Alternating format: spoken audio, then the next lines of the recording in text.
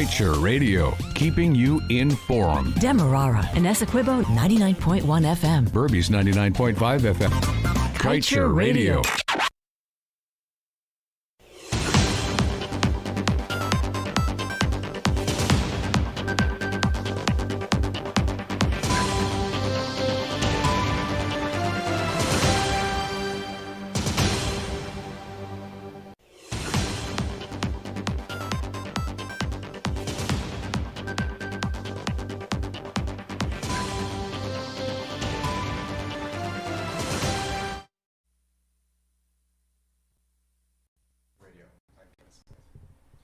While most of the city police ranks were making sure that on that Saturday evening's Diwali motorcade was incident-free, bandits used the opportunity to prowl the streets and pounced on victims, robbing them of their valuables.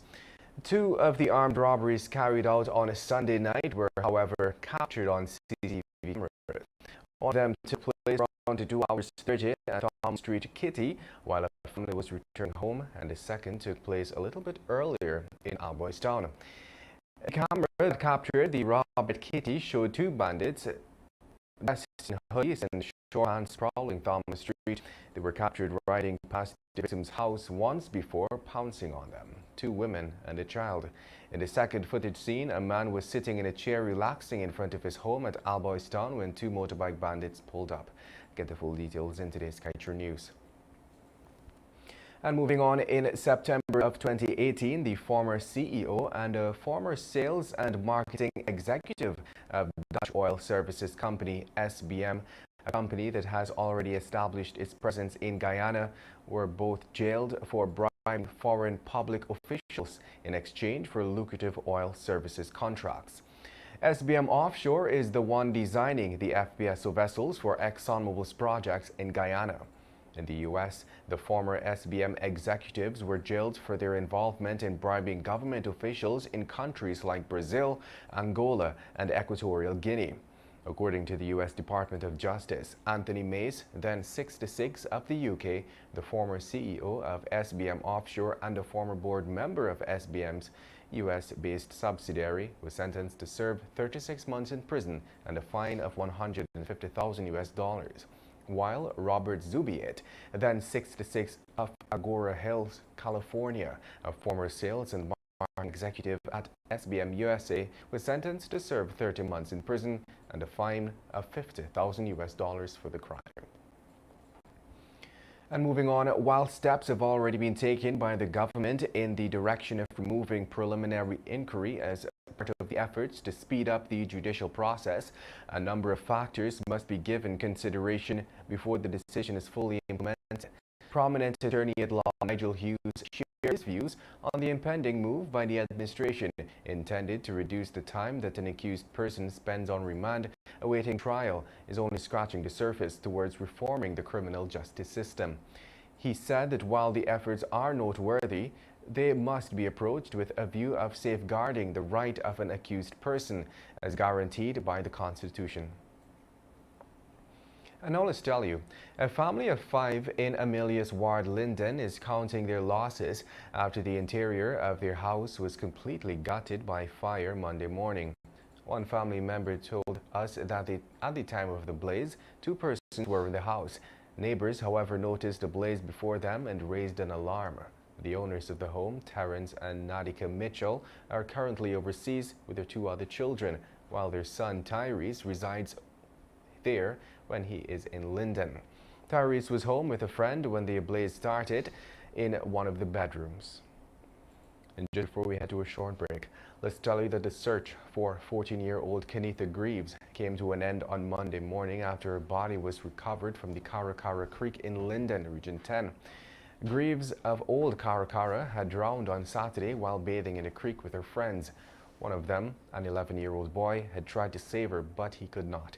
Neighbors, relatives, and even some members of the Linden Fire Service had been combing the creek to find her since Saturday. Their search came to an end around 9 hours on Monday after her corpse floated up.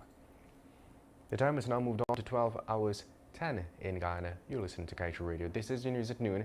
We'll take a short break and return.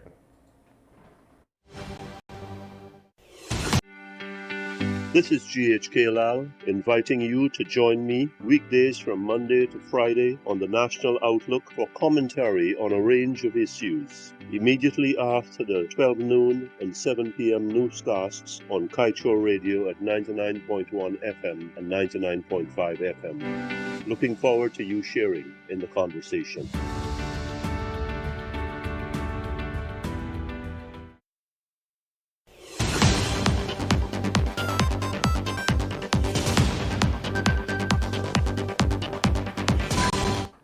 Welcome back. Let's continue with the news.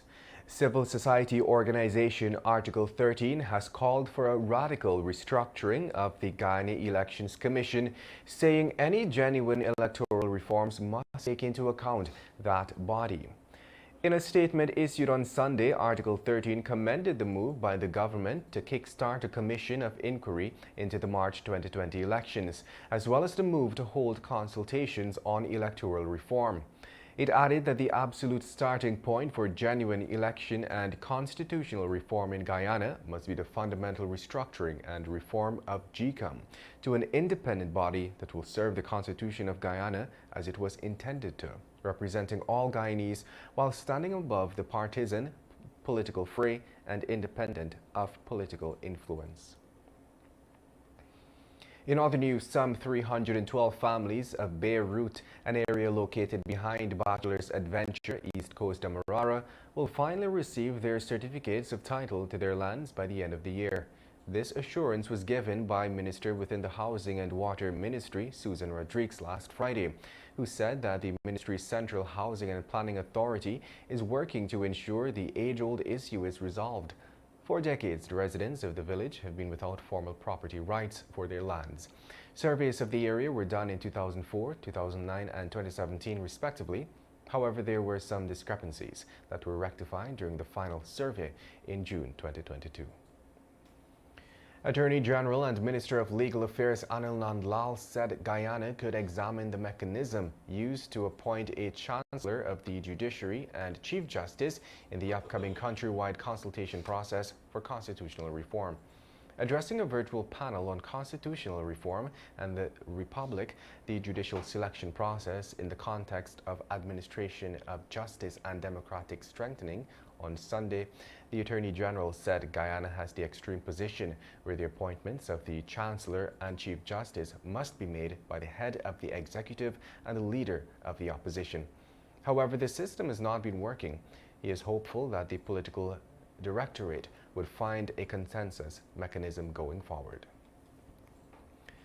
And Zijin Mining Inc., a company that owns the Aurora gold mine in Guyana, is currently making a deal with a Canadian company, IAMGold Corp, to buy out a gold mine in Suriname for some $360 million.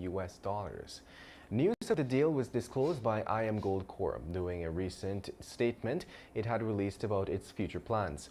The mine to be sold is the Rosebell mine, located in the Brokopondo district in northeastern Suriname. According to IAMGold, the Chinese company will be acquiring a 95% interest in the Suriname mines. The reason why the Canadian company has decided to sell out its operation is it needs cash to assist in developing its Kaieteur Gold project in Canada. IAMGold wants to pump more capital revenue into Kaieteur because the project is expected to produce some 489,000 ounces of gold a year in its first 5 years. And finally, let's tell you that Guyana is currently juggling a fossilized economy with Stone Age politics, and to address this situation, it requires fundamental electoral reforms, principally liberating GCOM from PPPC, PNC bipartisan domination, creating a strong single-seat constituency component, and securing gender equality in the allocation of seats. This is according to the Guyana Human Rights Association. The rights body said while it commends the Minister of Governance, Gail Teixeira, for engaging civil society in holding the current consultation on electoral reform, amending technicalities in the Representation of the People's Act is not the agenda the country needs. And at this time, close things off with the page 7 of today's Kaieteur News, dedicated to being blunt.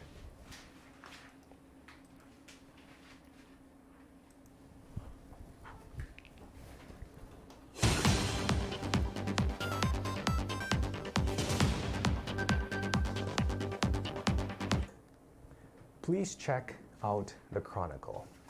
The PPPC government mouthpiece, Guyana Chronicle, yesterday insulted Hindus. The Chronicle's headline on page 21 was sad, pathetic, and revealing. The headline read, Diwali, the celebration of darkness over ignorance. This is how taxpayers' money is being wasted. The country is sick. The PPPC government is so sick with its lies and deviousness that both spread, catch on to their own agents, humiliate their own.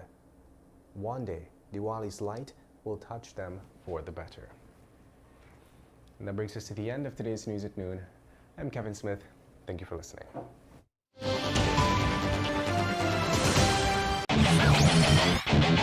Want value for your advertising dollar? Then place your ads on Kaieteur Radio's newscasts. Streamed live on 6 different mediums, reaching hundreds of thousands. Advertise today and watch your dollar grow. Call us on 225-8465 or 226-8210 today.